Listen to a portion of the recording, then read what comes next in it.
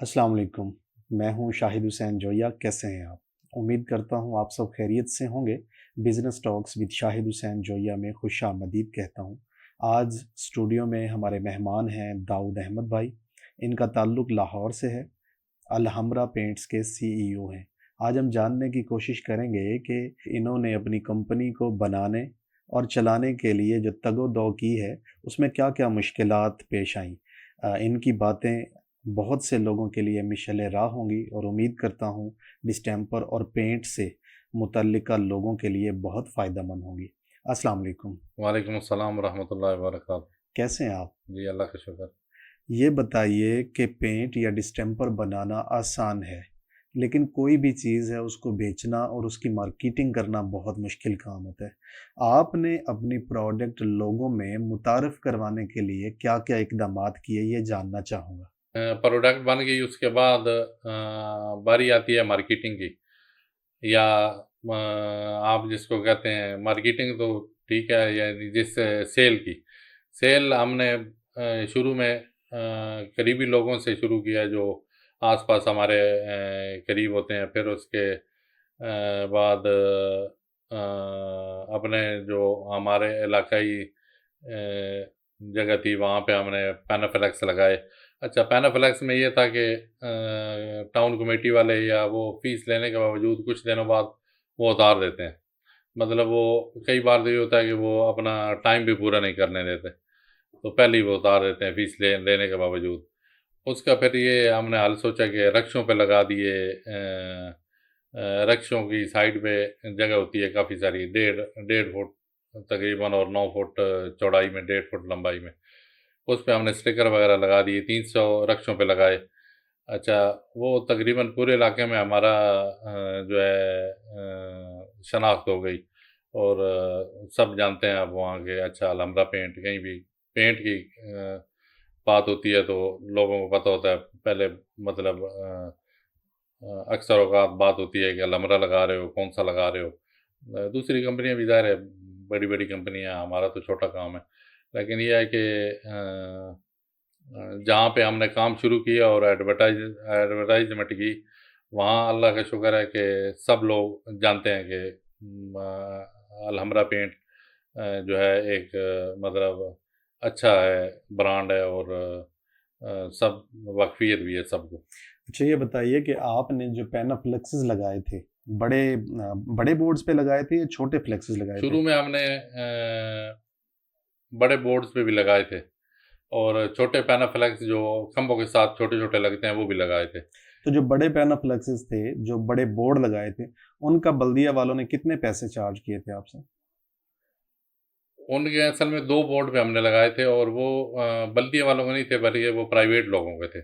Okay. तो वो अ, वो भी ज़्यादा अरसा हमने नहीं लगाया और वो बड़े बोर्ड्स का मसला नहीं था, वो तो प्राइवेट लोगों के थे। हुँ, हुँ। लेकिन जो बल्दिया की हदूद में आती हैं ना चीज़ें, या मतलब किराया उन बोर्ड्स का बल्दिया वालों प्राइवेट लोग जिनकी मलकियत है बोर्ड, उनको देना था और फ़ीस बल्दिया की बल्दिया में जमा करवानी थी। और किराया कितना था और फीस कितनी थी?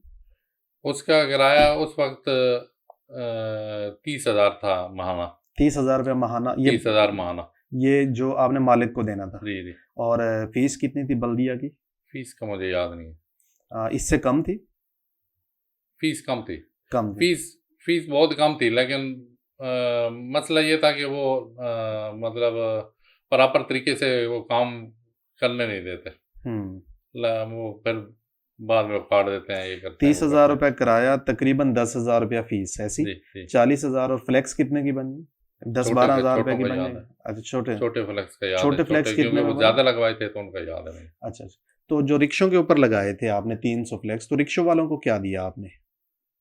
रिक्शे वालों को कुछ नहीं दिया। वो रिक्शे वालों ने ऐसे लगा ली कि चलो हमारा रिक्शा अच्छा लग रहा है, डेकोरेशन बन रही है। अच्छा। तो उन्होंने कोई मतलब रिक्शे वालों ने कोई किसी ने डिमांड भी नहीं की अच्छा, और हमने किसी को कहा भी नहीं।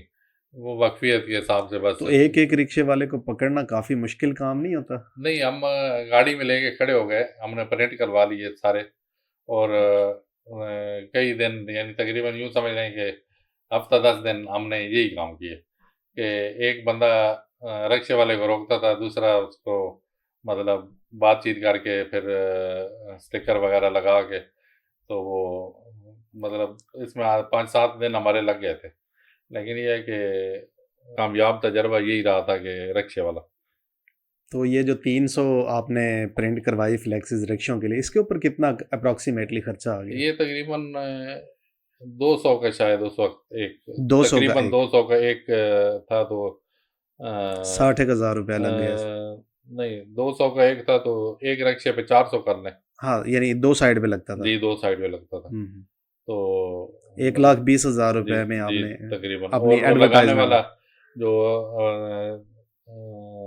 स्टिकर लगाने वाला अलग पैसे लेता था उसके, तो वो भी कुछ थोड़े बहुत लेता था, उसका भी याद नहीं है। अच्छा, ये बताइए कि पहली जो सेल थी आपकी, वो किसी दुकान पे थी, किसी जानने वाले पे थी, डिस्ट्रीब्यूटर पे थी, या कैसे नहीं, मतलब? पहली सेल हमारे एक जानने वाले हैं, खाद का काम करते हैं वहाँ, लियाकत ट्रेडर के नाम से, लियाकत साहब, अच्छा। उनके घर की थी। उन्होंने अपने घर में लगवाया था, तो पहले पहला पहला उनका था, तकरीबन 1.5 पौने 2 लाख का माल वहाँ गया था। अच्छा, ये बताइए कि कौन कौन सी प्रोडक्ट बनाते हैं, मतलब डिस्टेम्पर, वाल पुट्टी, वेदर शील्ड, पेंट भी बनाते हैं या सिर्फ वाटर बेस बना रहे हैं? जी, हम ये वेदर शीट बनाते हैं, डिस्टम्पर बनाते हैं, वाल पुट्टी बनाते हैं, और पेंट नहीं बनाते, जो एनामल पेंट है वो नहीं बनाते, और वाल प्राइमर बनाते हैं, जो मतलब पहले कोरी दीवार पे लगता है ना, पहले प्राइमर लगता है, फिर वाल पुट्टी लगती है, उसके बाद जो भी आपने लगाना है, मतलब डिस्टम्पर वगैरह या जो। दुकानदारों को कैसे कायल किया, मतलब खुद जाते हैं, सेल का बंदा रखा है, कैसे मतलब दुकानदार आपसे मटेरियल ले कैसे लेते हैं? अक्सर मैंने ये सुना है कि लोग कहते हैं कि दुकानदार ये कहते पाए जाते हैं कि आपका नया काम है, छोटी कंपनी है, हम आपसे माल नहीं लेंगे, उधार पे लेंगे। तो आपके साथ क्या मामला रहा? जी, दुकानदारों का यही सिलसिला है कि अ, ये सारी बातें हैं। जब हम शुरू कर लेते हैं किसी दुकानदार के साथ, हम तरीक़ाकार हमारा ये है कि हम कोई हमें 1 लाख का ऑर्डर देता है, तो हम उससे कम से कम आधे पैसे ले लेते हैं। ठीक है जी। मतलब जब हम डिलीवरी करते हैं तो 50,000 वो हमें दे देते हैं, फिर नेक्स्ट डिलीवरी पे कुछ दे देते हैं। तो तकरीबन 3 डिलीवरियों में वो हमारा पहला बिल क्लियर हो जाता है। ठीक है जी। उसके बाद फिर जैसे-जैसे डिलीवरी होती रहती है, वो पेमेंट हमें इसी तरीके से करते रहते हैं। ये कि बेचने के लिए सेल टीम रखी है या खुद ही करते हैं? जी, एक बंदा पहले रखा हुआ था, लेकिन ये है कि अब दोबारा मतलब वो उसको चेंज करके कुछ इस तरह नया से। बंदा लाना चाह रहे हैं? जी, जी। उसकी परफॉर्मेंस ठीक नहीं थी, सेल नहीं कर रहा था, क्या मतलब? असल में वो भी ये था कि हमारी तरह नया था, जब वो सीख गया तो उसको अच्छी जगह मिल गई, अच्छा। तो वो बस इस तरह की तो ये बात है। बताइए कि पेंट्स के अंदर टोकन होते हैं, आपने टोकन डाला या नहीं? तो अभी पहले जो हमारे पास माल पड़ा था ना, हाँ जो जी। बगैर टोकन के था, वो हमने अलग कर दिया हुआ। ठीक है जी। उसमें उसको रख दिया कि ये अब नहीं बेचना। अब जो हम बेच रहे हैं वो टोकन वाला बेच रहे हैं। तो अभी पहले टोकन क्यों नहीं डाला और अब टोकन क्यों डाल रहे हैं? बात वही है कि वो मसले वाली बात जाएगी तो लोग कहेंगे यार ये मौलवी है। नहीं, कोई मसले वाली बात नहीं, आप बताएं क्या, यानी मतलब इसके पीछे क्या है मतलब? अच्छा, टोकन इससे पहले तो हमने नहीं डाला हुआ था। उसकी कई वजह थी। एक दो वजह ये थी कि बिल्कुल हमारा शुरू में था काम, हमें कोई अंदाज़ा भी नहीं था भाई टोकन हम डालेंगे तो उसका क्या फ़ायदा होगा, या नुकसान क्या होगा ना डालने का, या डालने का क्या नुकसान होगा। तो हमने ये समझा कि बगैर टोकन के काम चल जाएगा। लेकिन बगैर टोकन के मार्केट में बहुत ज़्यादा रेजिस्टेंस आई ना, बहुत ज़्यादा मुखालफत आई कि रंगसाज जो भी अपना पेंट लगाते हैं, उनका सब कंपनियों के जो पेंट में टोकन होता है। ठीक है जी। तो बगैर टोकन के रंगसाज मतलब रंग लगाते नहीं हैं, ना वो उसको अच्छा समझते हैं, ना प्रेफर करते हैं किसी को कि आप ये लगाएं। वो ये कहते हैं ये नया है जी, नया ब्रांड है, इसको नहीं ट्राई करेंगे तो पता नहीं अच्छा होगा नहीं होगा। तो जैसे ही टोकन जाता है वही जो अच्छा नहीं होता अच्छा हो जाता है। जी टोकन, अब हम टोकन डाल रहे हैं तो ये है कि टोकन डालने से बहुत ज़्यादा फ़र्क है, यानी यूँ समझें कि 80-90% का फ़र्क पड़ गया। तो कंपनियां वैसे आमतौर पे कितना टोकन डाल रही हैं और आप कितना टोकन डाल रहे हैं? कंपनियां 500-600 डाल रही हैं दिसंबर में, और 800-900 वेदर में भी डाल रही हैं, और कई कंपनियां 1200 भी डाल रही हैं वेदर में। तो हमारा 600 है वेदर में दिसंबर में, और 1500 है वेदर में। तो उससे जो कारीगर हैं वो खुश होकर काम करते हैं। जी अच्छा, ये बताइए कि जो टोकन निकलता है पेंट के अंदर से, जी। उस टोकन को कारीगर कैश किससे करवाते हैं, दुकानदार से या कंपनी से? असल में तो अ, दुकानदार से करवाते हैं कैश, लेकिन ये है कि वही कंपनी के हिसाब से वो माइनस हो जाता है। हम्म, यानी टोटल दुकानदार टोटल दुकानदार कीम पैसे दे देता है उसे, जी जी और जो उसने आपको देने होते हैं उसमें से वो माइनस कर लेता है। जी जी, टोटल कीमत में से वो माइनस हो जाता है। तो अभी जो वेदर शीट है वो आपको कितने में पड़ रही है, आप दुकानदार को कितने की दे रहे हैं और दुकानदार आगे कितने की बेच रहे हैं? जी वेदर शीट हमें 9000 की पड़ती है। आपके मतलब इन तारीखों में जो अब है ना मौजूदा, क्यों अप्रैल 2023 में। अप्रैल 2023 में, और क्योंकि केमिकल्स वगैरह के रेट चेंज होते रहते हैं, इसलिए बाद की हो सकता है सस्ती हो जाए, हो सकता है महंगी हो जाए।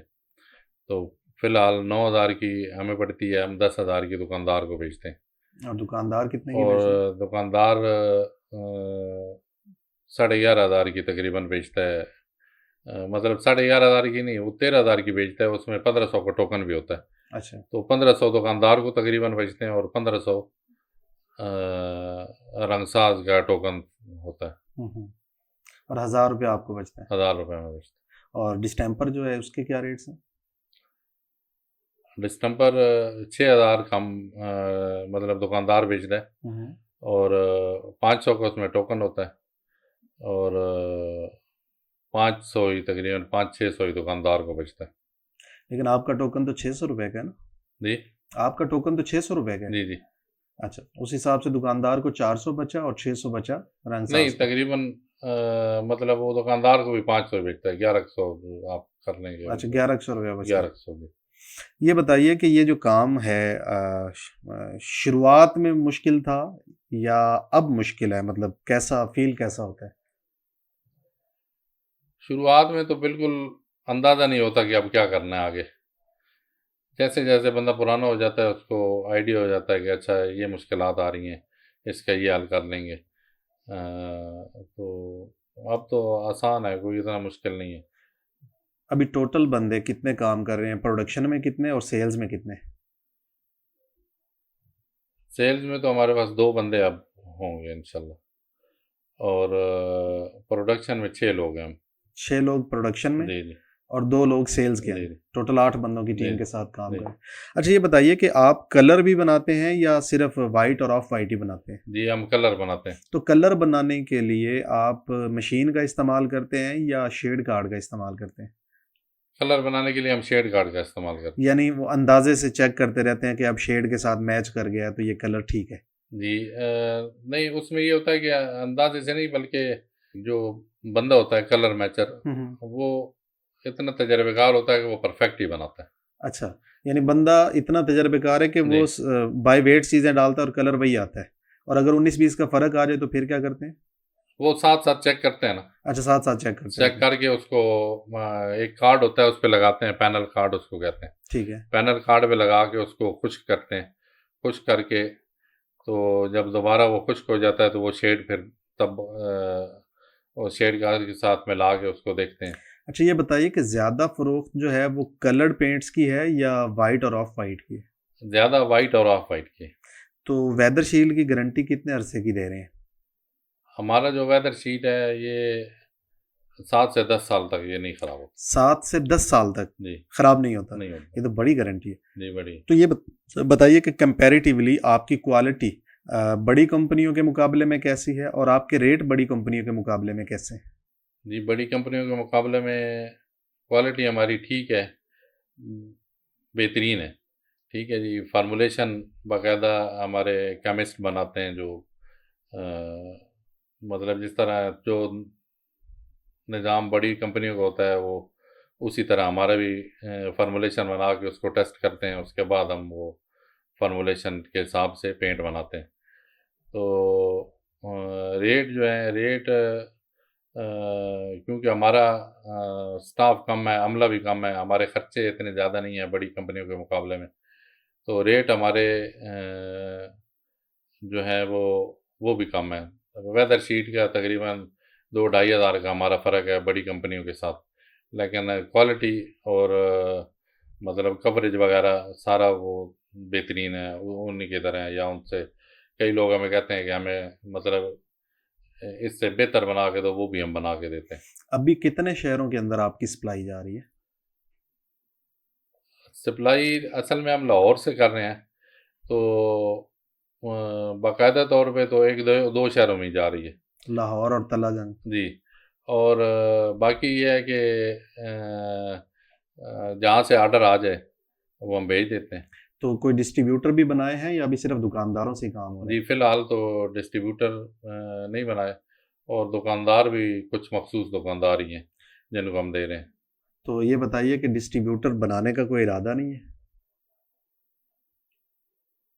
जी, बिल्कुल इरादा है डिस्ट्रीब्यूटर बनाने का।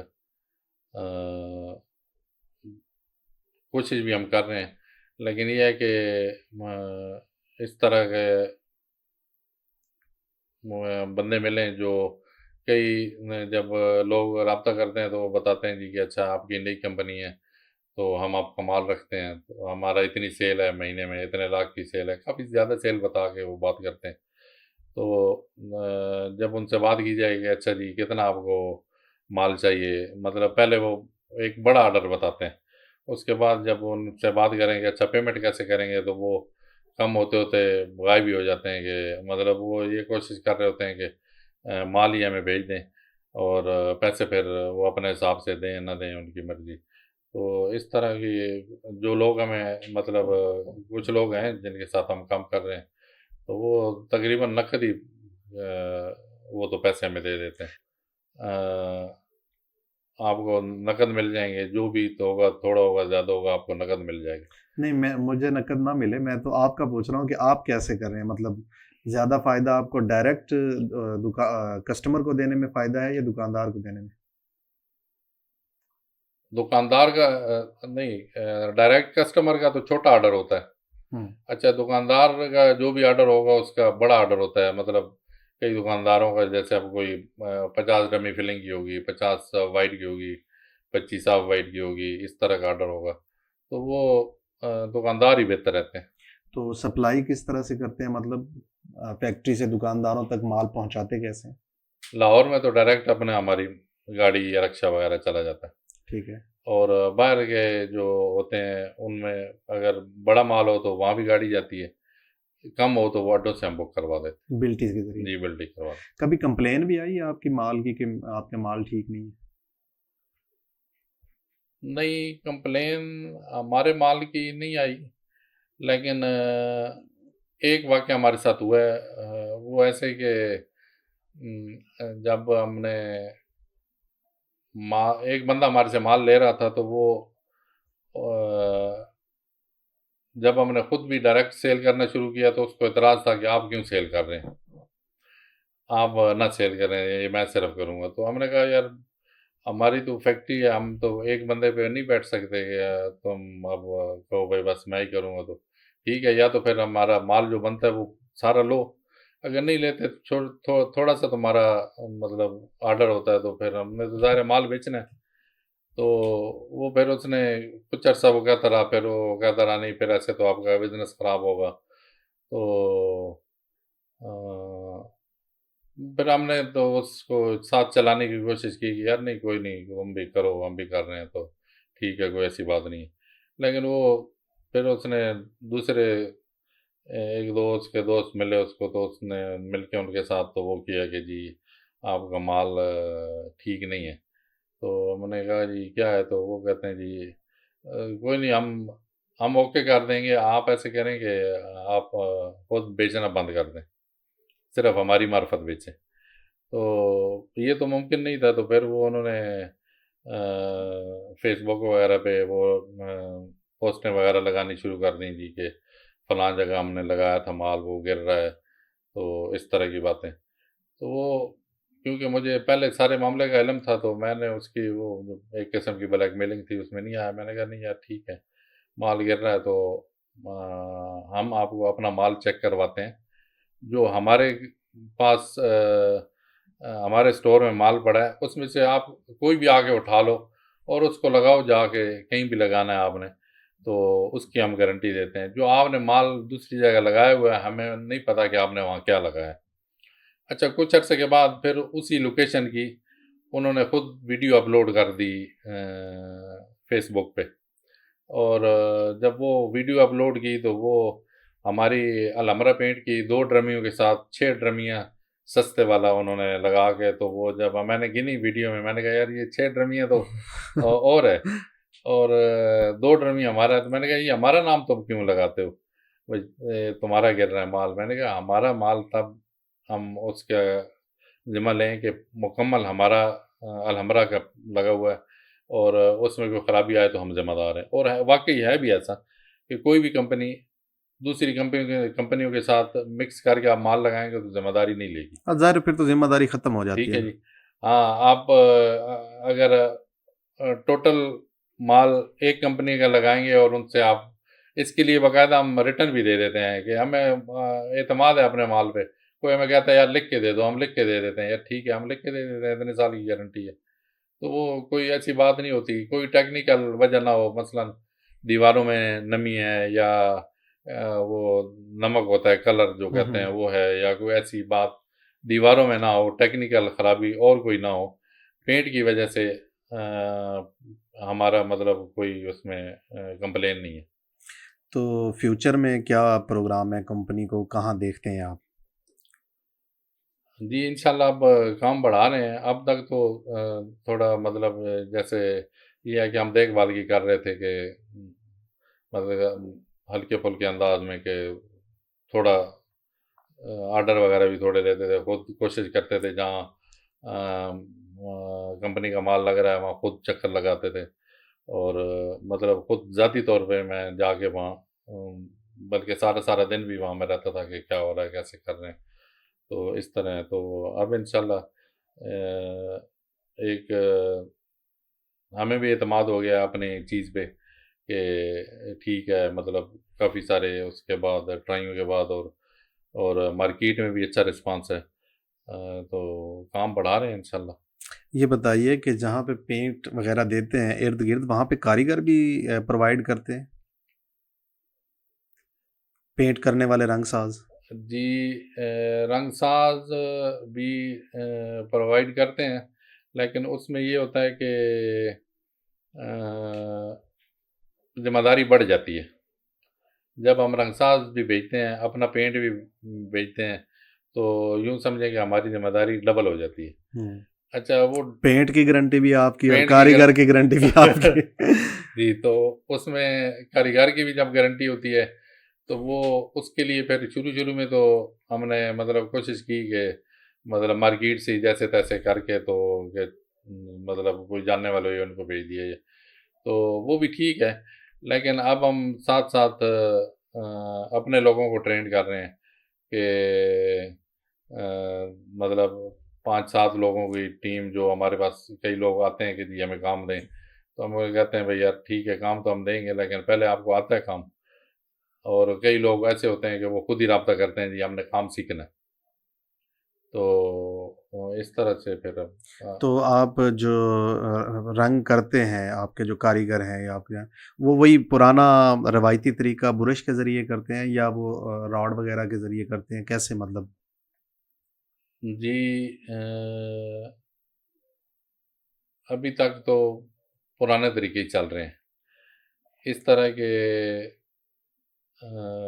ब्रश वगैरह और राड वगैरह, राड से जो उसको रूलर कहते हैं ना, हाँ जी। तो रूलर और उनसे रूलर वाले कारीगर भी कम है मार्केट में। ज़्यादातर लोग ब्रश से करना पसंद करते हैं। और बाकी जो हमने कोशिश की है कि मज़ीद जो मॉडर्न चीज़ें हैं, मसलन जो ये मशीनें वगैरह हैं, वो भी हम लेके आए हैं, लेकिन उसके लिए हमें फिर कारीगर आगे नहीं मिलते कि जो उनको चला सकें। तो मशीन कहाँ से मंगवाई है? मशीन चाइना की बनी हुई है और यहाँ पे मकामी तौर पे ही ली थी। अच्छा, कहाँ जी, से ली थी वैसे? वो फैसलाबाद से। तो कितने में मिल गई? वो 80,000 की तो मिल उससे गई। आपने पेंट करके देखा? जी, पेंट करके देखा था मैंने। तो उसकी कितनी देर में कितना पेंट कर देती है? वो एक कमरे को 3-4 मिनट में पेंट कर देती है। 3-4 मिनट में 3-4 मिनट में एक कमरा पेंट हो जाता है। पूरा कमरा? जी, हो जाता वाह! तो ये तो और मशीनें खरीदनी चाहिए, बल्कि इस मशीन का तो कारोबार करना चाहिए। है। जी, बिल्कुल ऐसा ही है, लेकिन मेरा अपना ज़हन यही था कि मैंने पूरी कोशिश की है कि मशीन से काम करूँ। हुँ। अच्छा, लेकिन उसमें ये फिर ये होता है कि आगे आपको मशीन बंदा चलाएगा कौन? कारीगर हाँ। आपको नहीं मिलता, तो फिर मजबूरन हम भी उसी पुराने पे आ गए कि चलो ठीक है, फ़िलहाल जो चल रहा है इसी को चलाओ। तो आप इस मशीन की ट्रेनिंग देना शुरू कर दें लोगों को, जो पेंट कर रहे हैं ब्रश से।